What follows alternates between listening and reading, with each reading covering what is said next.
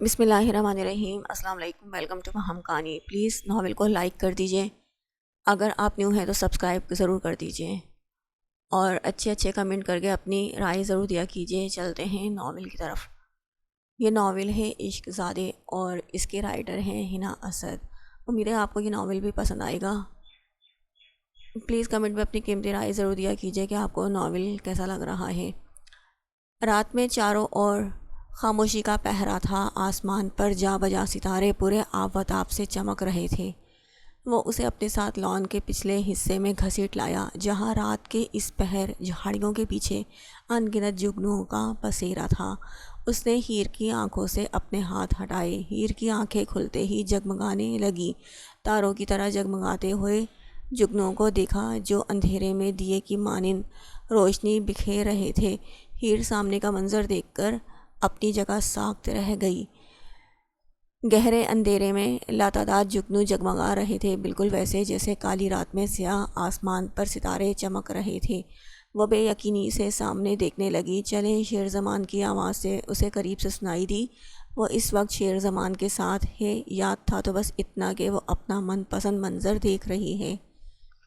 ہیر کی نظریں تو ان جگمگ کرتے جگنوؤں کو دیکھ خوشی سے جھلملا رہی تھی اور وہ ان جگنوؤں سے پھوٹتی ہوئی روشنی کو ہیر کی آنکھوں میں دیکھ رہا تھا۔ وہ اس کے چہرے کو دیکھ کر ہمیشہ کی طرح آج بھی دیکھتا رہ گیا۔ ہیر کا معصوم چہرہ، اس کی جھیل سی گہری آنکھیں جو اس وقت جگنوؤں کی مانند چمک رہی تھیں۔ 8 سالہ ہیر، جس نے فراک پہنے ہوئے سنہری بالوں کی پونی ٹیل کیے سر پر سردی کی وجہ سے اسکارف لے رکھا تھا۔ شیر زمان نے کچھ جگنوؤں کو مٹھی میں قید کر کے ہیر کے اسکارف میں رکھا، جن میں سے اس اندھیرے میں روشنی پھوٹ رہی تھی، ایسے جیسے جگنوؤں سے بھر دیا ہو آنچل۔ الیکٹرک ٹریڈ مل پر دوڑتی ہوئی دوشیزہ، جس نے سیاہ ٹائٹس اور ریڈ کلر کی چست ٹی شرٹ پہن رکھی تھی، اس کا پسینے سے شراب اور وجود تیز رفتاری سے دوڑنے کی وجہ سے اب تھکنے لگ گیا تھا۔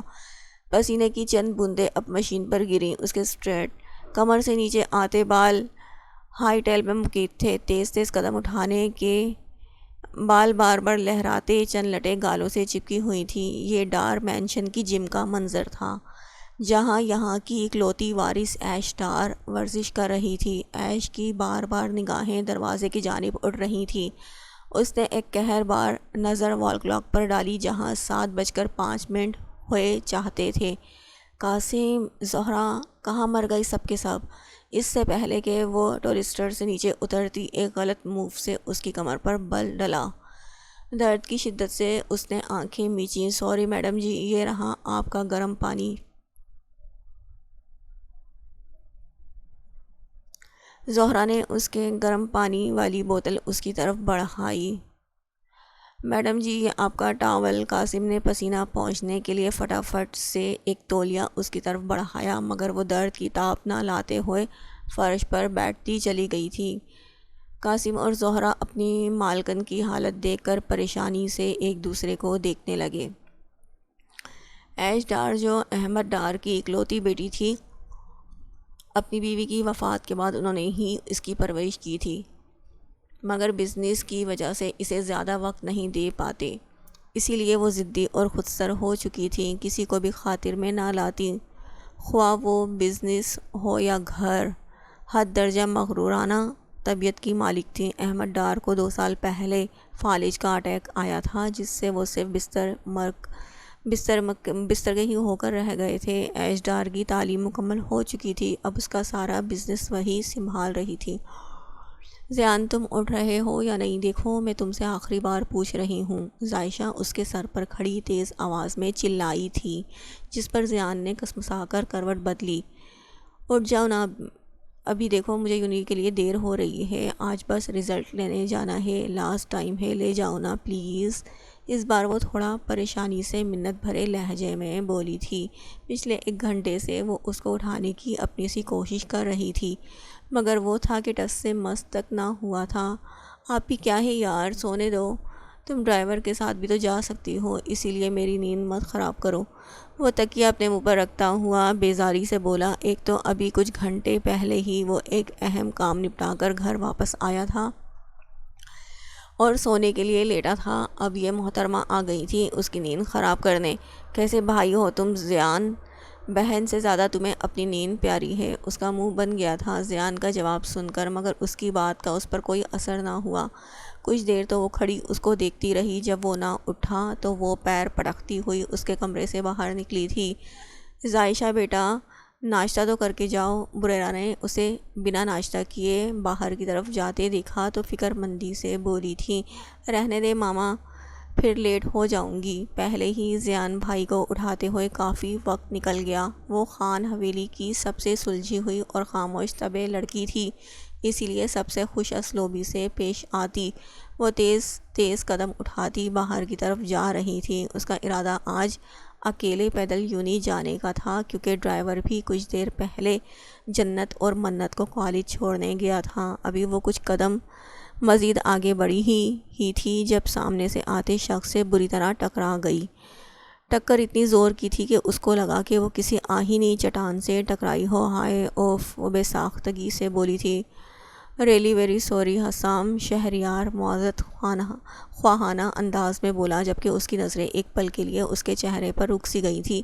بلیک اور پستہ امتزاج کا دوپٹہ سر پر اچھی طرح سے اوڑھا ہوا تھا، میک اپ سے مبرا کھلا کھلا شگفتہ چہرہ، قدرتی گلابی پنکھڑیوں سے لب اس کی توجہ اپنی جانب کھینچ رہے تھے۔ کوئی بات نہیں، ظاہشہ نے شانے پر ڈھلک جانے والا دوپٹہ درست کیا تھا۔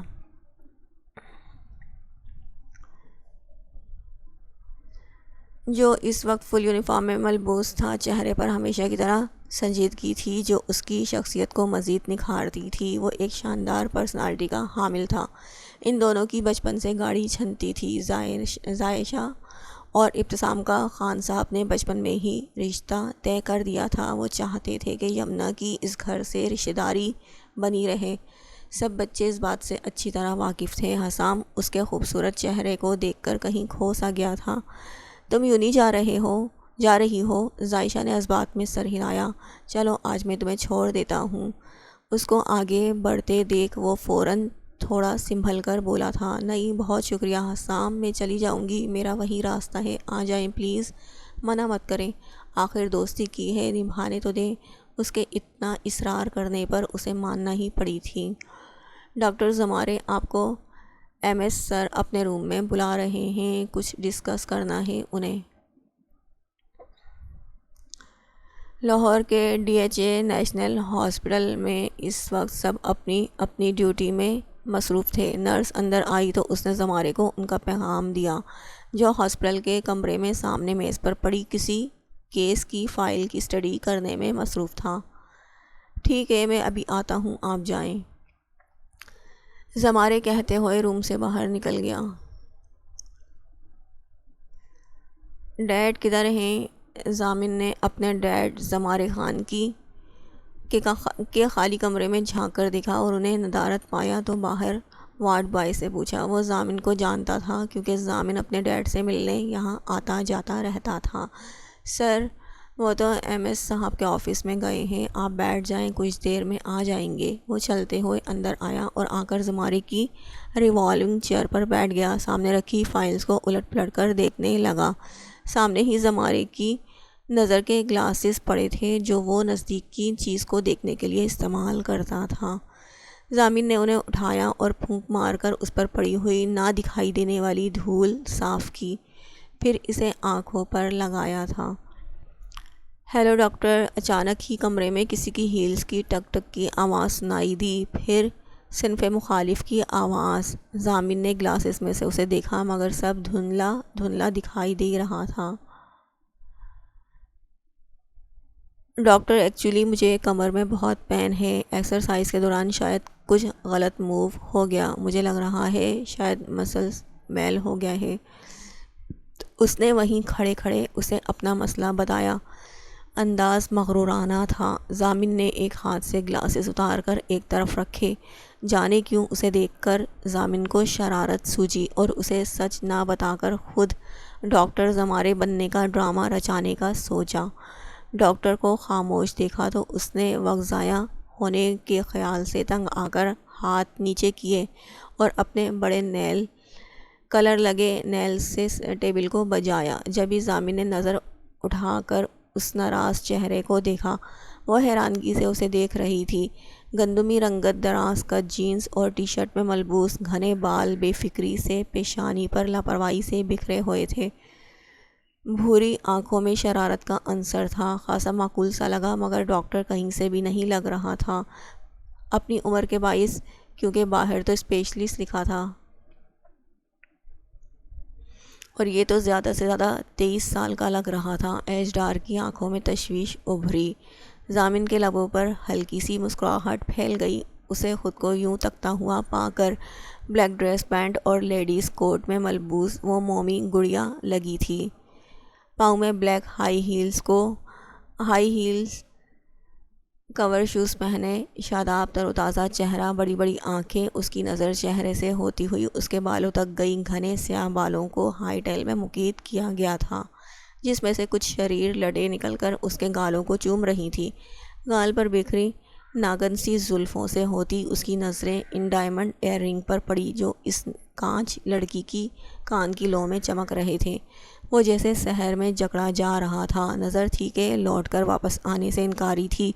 کہاں درد ہے؟ زامن نے ہاتھ میں موجود اسٹیتھوسکوپ ایک طرف رکھا اور چلتے ہوئے اس کے قریب آیا۔ یہاں کمر میں۔ ایش نے کوٹ کا واحد بٹن کھول کر اسے اپنی کمر کا بتایا۔ وہ نچلا لب دانتوں میں دبا کر شرارتی انداز میں بولا، یہ کیا بکواس ہے؟ وہ نخوت سے گھور کر بولی، لگتا تو نہیں شکل سے اتنی بے وقوف ہوگی تم، اپنا سائز کا بھی نہیں پتہ۔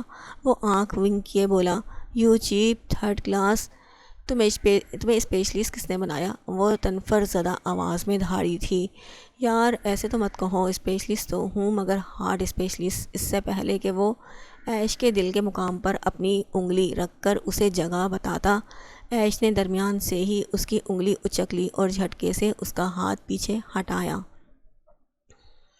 You bloody! ایش نے عالم تیش میں اپنا ہاتھ اٹھایا، اس سے پہلے کہ وہ زامن کے منہ پر اپنی چھاپ چھوڑتا۔ زامن نے کمال مہارت سے اس کا نازک سا ہاتھ اپنی گرفت میں لیا اور اس کے بلیڈی کے فقرے کو مکمل ہونے سے پہلے ہی ایش کی آواز کو بند کر گیا اپنے اسٹائل میں۔ ایش کی آنکھوں کی پتلیاں حیرت سے پھیلیں۔ اس نے زامن کے پاؤں پر اپنی ہائی ہیلز ماری۔ وہ یکدم پیچھے ہو کر مسکرایا تھا۔ زامن خان، امید ہے نام تو کبھی نہیں بھولو گی۔ ایش نے خونخوار نگاہوں سے اسے دیکھ کر اپنے ہونٹوں کو رگڑ ڈالا جہاں ابھی بھی جلن محسوس ہو رہی تھی۔ ایسا آج پہلی بار ہوا تھا کہ وہ کسی کے اتنے قریب آیا اور اسے اشتعال کو ہوا دے گیا۔ اس سے پہلے کہ وہ غصے میں اس پر جھپٹتی، ہاں اور بلڈی نہیں، بیڈ لک آئیڈیا۔ آئندہ اگر تمہاری بیڈ لک ہوئی تو پھر مجھ سے دوبارہ ملاقات ہوگی۔ وہ حسب عادت آنکھ ونک کیے تیزی سے باہر نکلا۔ ڈیڈ ابھی جلدی میں ہوں، آپ سے بات کرنے آیا تھا، اب رات کو گھر پر ہی کر لیں گے۔ زامن باہر نکلا تو سامنے سے زمارے کو آتا دیکھ کہا، اچھا ٹھیک ہے۔ وہ اس کے شانے پہ ہاتھ رکھ کر اندر چلے گئے۔ یار زامن، شرارت اور تھرل کے چکر میں آج پہلی بار کچھ زیادہ نہیں ہو گیا؟ وہ اپنے بالوں میں انگلیاں پھنسائے خود ہی سے ہم کلام ہوئے ہاسپٹل سے باہر نکل رہا تھا۔ اس کی خونخوار نظریں اور پھر اس کے لب آنکھوں کے پردوں پر لہرائے۔ وہ بے خود سا مسکرایا اور اپنے لبوں کو انگوٹھے سے چھوا جہاں ابھی تک اس کے گداز لبوں کا نرم سا لمس محسوس ہوا تھا۔ یس، ڈاکٹر زمارے نے حیرت سے ایک ٹھیک ٹھاک لڑکی کو دیوار سے لگے ہوئے دیکھ کر پوچھا۔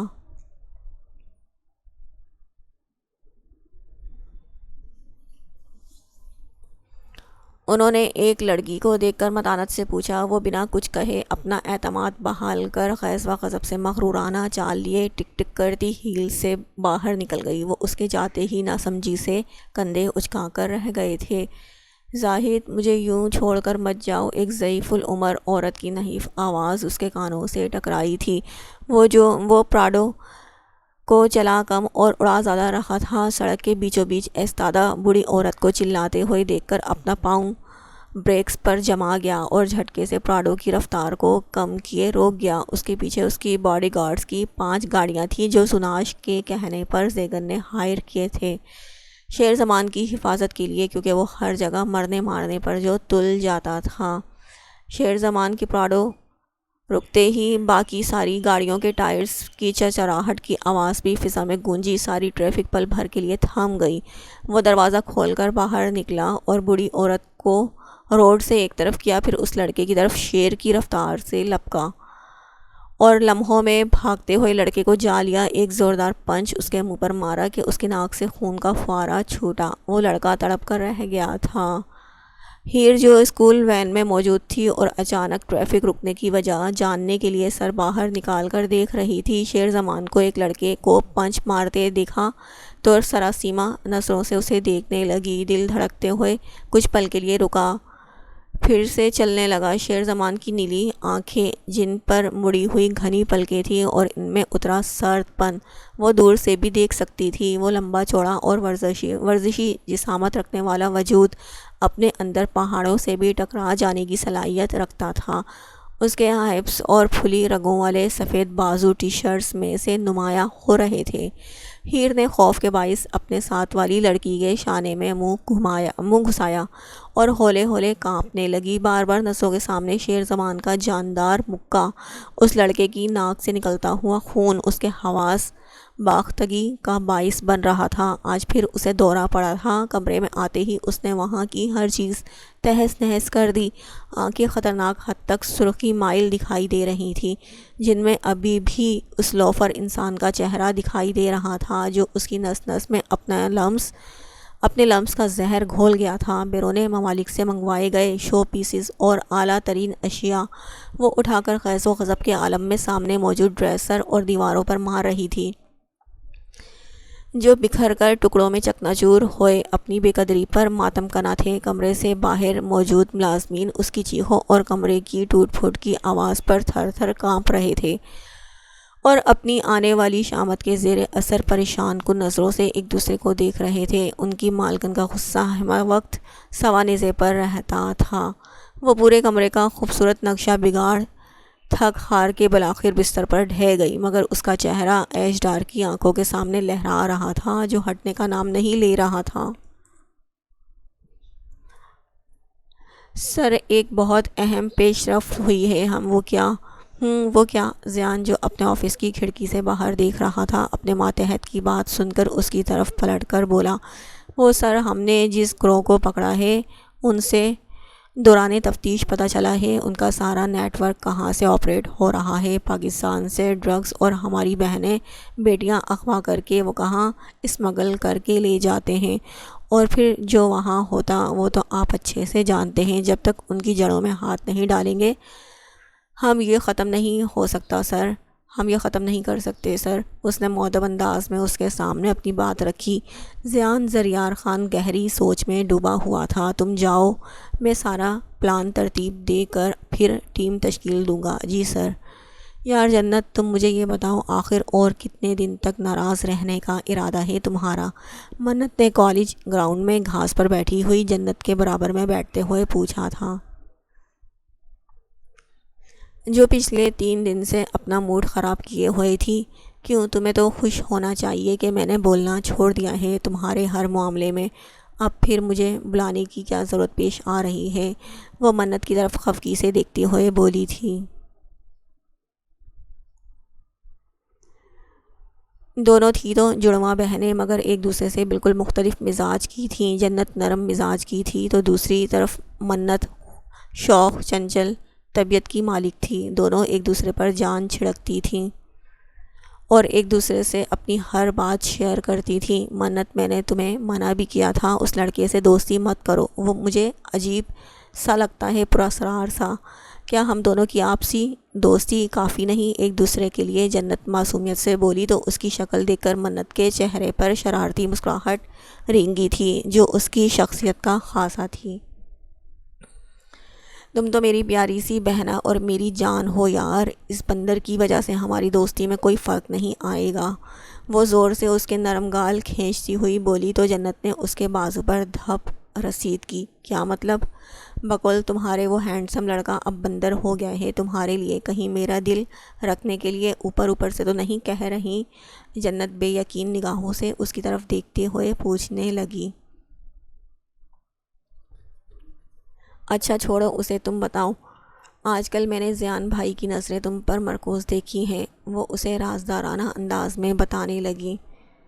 ہرگز نہ سوچنا، وہ سنجیدہ سا شخص مجھے کبھی پسند آ ہی نہیں سکتا، بات بھی کرتے ہیں تو ایسا لگتا ہے ابھی مجھے لے جا کر اپنے لاک اپ میں بند کر دیں گے۔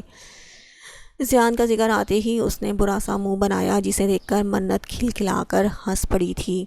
مجھے تو ڈر ہے جنت کہ کہیں تمہاری شادی اگر زیان بھائی سے نہ ہو جائے پھر تمہارا کیا بنے گا؟ آج منت اس کو پریشان کرنے کے موڈ میں تھی اور وہ اپنے مقصد میں کامیاب بھی ٹھہری۔ تم میری بہن ہو کہ دشمن، اللہ نہ کرے کبھی ایسا ہو۔ اس نے منت کو سخت گھری سے نوازا، جو اپنی مسکراہٹ روکے اسی کو شرارتی نظروں سے دیکھ رہی تھی۔ میں تو کہتی ہوں تمہیں ہی زیان بھائی کی طرح سنجیدہ مزاج خشک سا بندہ ملے تبھی مزہ آئے گا۔ جنت نے بھی آخرکار بدلہ اتار ہی لیا۔ السلام علیکم۔ حسام نے ڈرائنگ روم میں داخل ہوتے ہی سب کو سلام کیا۔ یمنا جو شہریار اور ابتسام سے کچھ کہنے والی تھی، اس آواز پر یکدم سے رکی۔ اس کے ساتھ شہریار اور ابتسام نے بھی آنے والے کی طرف دیکھا تھا۔ اس کو دیکھ کر یمنا خوشی ہوتی ہوئے اپنی جگہ سے اٹھی تھی، جبکہ شہریار ایک نظر اس کی طرف دیکھ کر پھر سے اپنی چائے کی طرف متوجہ ہو گیا تھا۔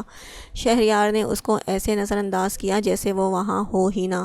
ارے حسام بیٹا، وہاں کیوں رک گئے ہو؟ یہاں آؤ نا، چائے پیو ہمارے ساتھ۔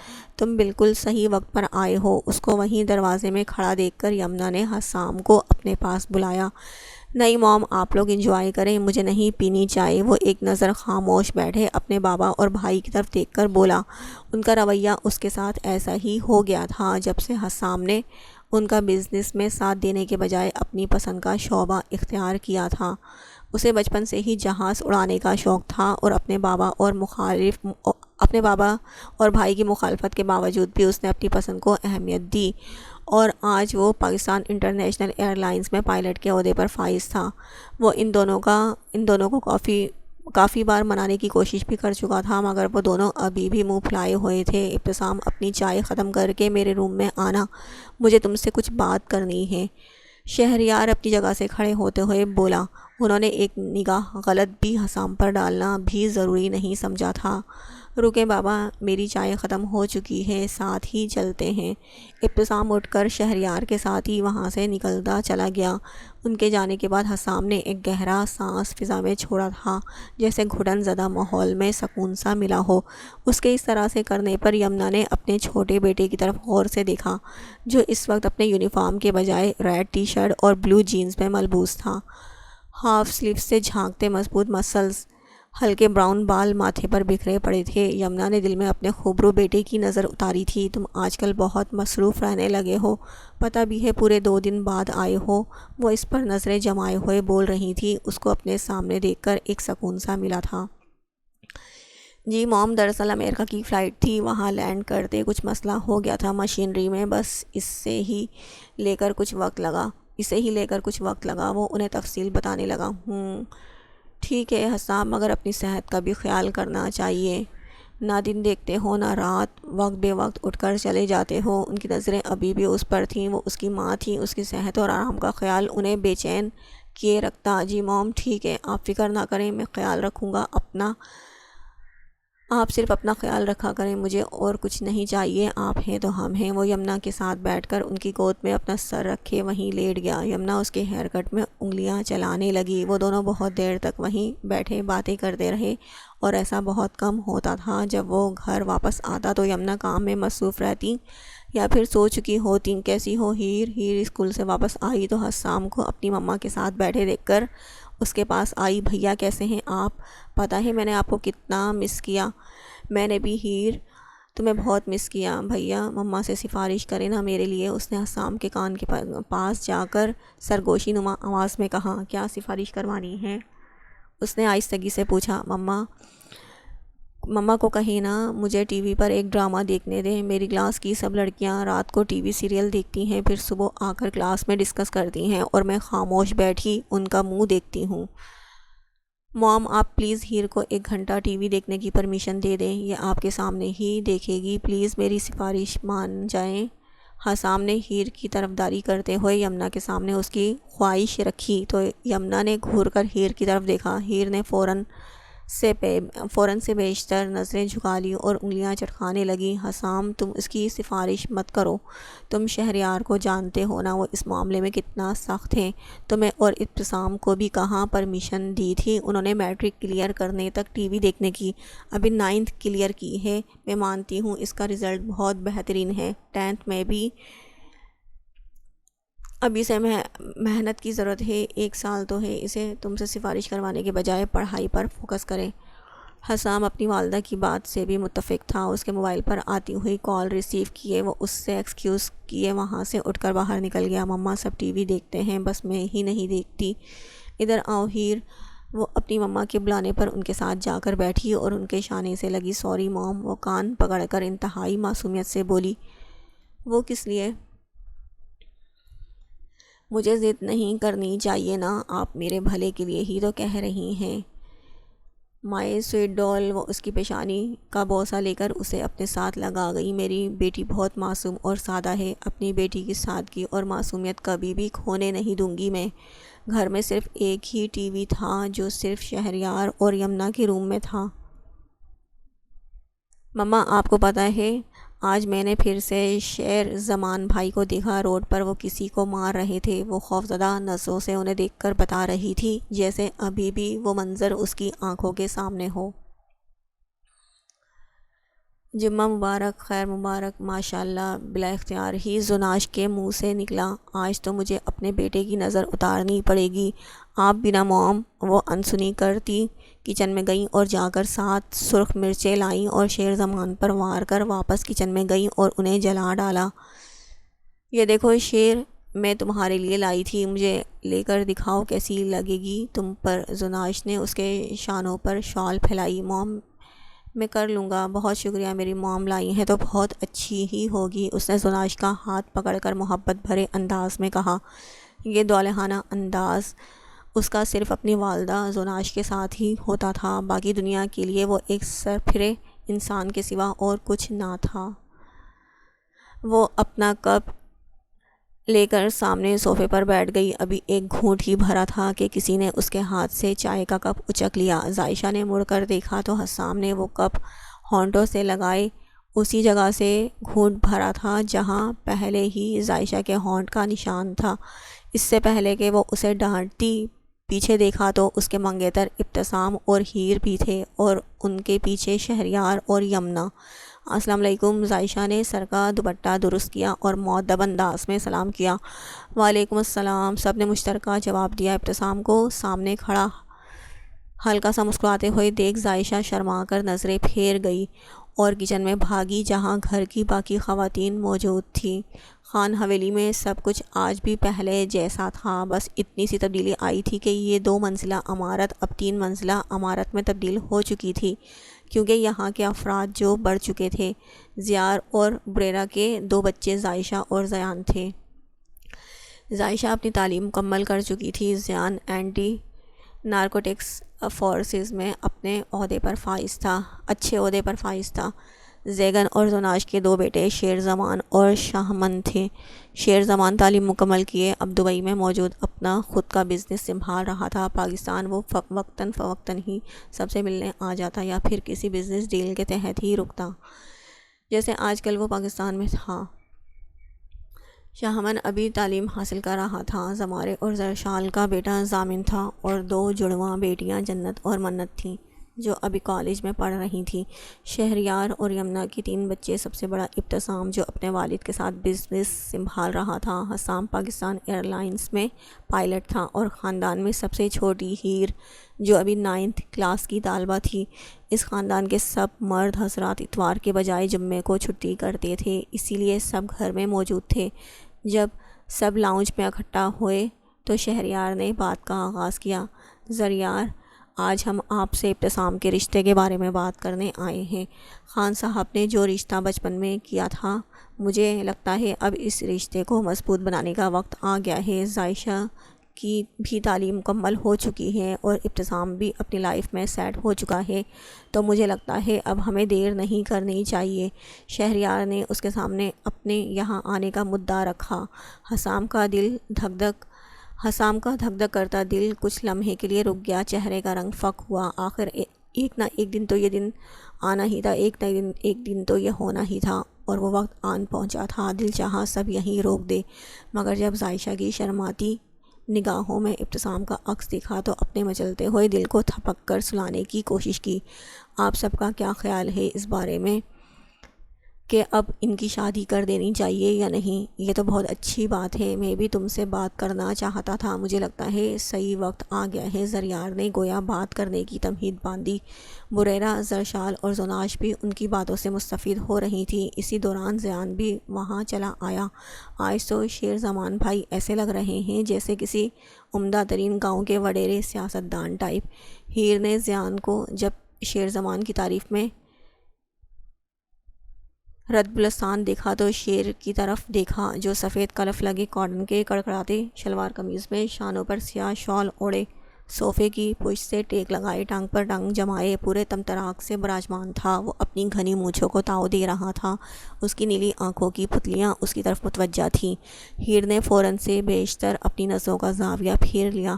شیر زمان کی مونچھوں تلے انابی لبوں پر مسکراہٹ پل بھر کے لیے پھیل کر سکڑی، گال کی ایک طرف پڑا ڈمپل سرسری سی جھلک دکھلا کر چھپ گیا۔ مجھے تو وڈیرے کے بجائے ڈاکو لگتے ہیں، وہ پاس بیٹھی ہوئی منت کے کان میں سرگوشی نما آواز میں بولی تھی۔ کیوں ضائع ہونے کا ارادہ ہے شیر بھائی کے ہاتھوں؟ انہوں نے اپنے بارے میں تمہارے نادر خیالات سن لیے نا، تو تم تو گئی سمجھو۔ منت کی بات سن کر ہیر کے رہے سہے حواس بھی کھونے لگے۔ میرے خیال میں شیر زمان اس گھر کا سب سے بڑا بیٹا ہے، پہلے اس کی شادی ہونی چاہیے۔ زیگن نے اپنی رائے کا اظہار کیا۔ وہ جو چائے کا گھونٹ بھر رہا تھا، حلق میں بری طرح پھندا لگا۔ اگر آپ چاہتے ہیں کہ میں یہاں بیٹھوں تو مجھ سے اس سلسلے میں بات نہ کی جائے، ابھی 5 سال تک میرا شادی کا کوئی ارادہ نہیں، وہ دوڈک انداز میں گھمبیر آواز میں بولا۔ ہیر کے گریجویشن کر لینے کا انتظار تھا اسے۔ شیر زمان زیگن کی دھاڑ گونجی تو لاؤنج میں خاموشی چھا گئی۔ سبھی زیگن کے غصے سے اچھی طرح واقف تھے۔ باپ بیٹا دونوں غصے میں ایک سے بڑھ کر ایک تھے، ایک سیر تو دوسرا سوا سیر۔ زوناش نے زیگن کے شانے پر ہاتھ رکھ کر اسے پرسکون رہنے کا اشارہ دیا۔ شیر زمان نے کسی کی بھی طرف دیکھے بنا اپنی شال کا ایک کونا دوسرے شانے پر زور سے پھینکا، پھر وہاں سے اٹھا اور لمبے لمبے ڈگ بھرتا لان کی طرف نکل گیا۔ زیگن اپنے بیٹے کی حرکت پر مٹھیاں بھینج کر رہ گیا تھا۔ کیا ہو گیا بھائی، اتنی خاموشی کیوں ہو گئی ہے؟ زمارے نے خاموشی کو توڑا۔ شہریار کی آنکھوں میں الجھن در آئی۔ چلیں ابتسام بھائی، پھر آپ کی شادی کی تاریخ مقرر ہونے پر ہم سب کو ٹریٹ دیں، جنت نے اس سے فرمائش کی۔ ضامن، تم نے مجھ سے وعدہ کیا تھا کہ میرا 9th میں A گریڈ آیا تو تم مجھے ٹریٹ دو گے، اب اپنا وعدہ کب پورا کرو گے؟ ہیر نے اسے اپنا وعدہ بھی یاد دلانے کی کوشش کی۔ ہیر بیٹا، کتنی بار کہوں، ضامن بڑا ہے تم سے، اسے بھائی کہا کرو۔ یمنا نے اسے ٹوک دیا۔ ارے رہنے دینا پھپھو، ہم دوست ہیں اور دوستی میں اتنا تو چلتا ہے، ضامن نے یمنا سے لاپرواہی سے کہا۔ سب بڑے شادی کے انتظامات کے حوالے سے باتیں کرنے لگے تو ینگ پارٹی اپنی باتوں میں لگ گئی تھی۔ اور ہاں جی ہیر میڈم صاحبہ، یاد ہے مجھے، ویسے میں بھول بھی گیا تو آپ ہو نا مجھے یاد دلانے کے لیے، جبکہ ہیر نے اس کی بات سن کر دانتوں کی نمائش کرنا ضروری سمجھا تھا۔ تم دونوں بعد میں ٹریٹ کھیل لینا، پہلے تازہ تازہ ہاتھ آیا مرغا تو پکڑو۔ زیان نے بات کا رخ پھر سے ابتسام کی جانب کیا کہ اس سے شادی کی ٹریٹ لی جائے۔